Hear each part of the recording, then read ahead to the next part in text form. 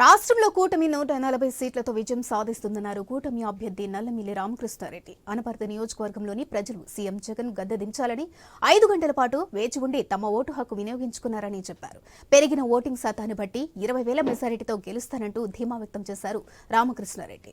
ఇక తన విజయం కోసం పనిచేసిన కార్యకర్తలకు, నాయకులకు ఆయన కృతజ్ఞతలు తెలిపారు. ముఖ్యంగా తెలుగుదేశం పార్టీ కార్యకర్తలకు, జనసేన కార్యకర్తలకు, నాయకులకు, అదేవిధంగా భారతీయ జనతా పార్టీ నాయకులకు అందరూ కూడా నిన్నటి పోలింగ్ ప్రక్రియ పూర్తయ్యే వరకు చాలా అత్యంత పట్టుదలతో పనిచేయడం జరిగింది.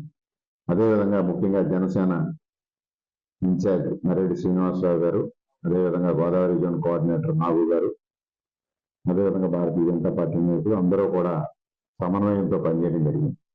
అదేవిధంగా ప్రజలు కూడా నిన్న అత్యంత పట్టుదలతో ఏ విధంగా అయినా జగన్మోహన్ రెడ్డిని గద్దెదించాలి అనే ఒక లక్ష్యంతో దాదాపు 4-5 గంటల పాటు వేచి ఉండి కూడా ఎండవేడి ఉన్నప్పటికీ వేచి ఉండి ఓటు హక్కు వినియోగించుకోవడం జరిగింది. మరి నిన్నటి పోలింగ్ సార్లు పరిశీలిస్తూ ఉంటే తప్పనిసరిగా అనపర్తి నియోజకవర్గంలో 20,000 ఓట్ల మెజారిటీతో నేను విజయం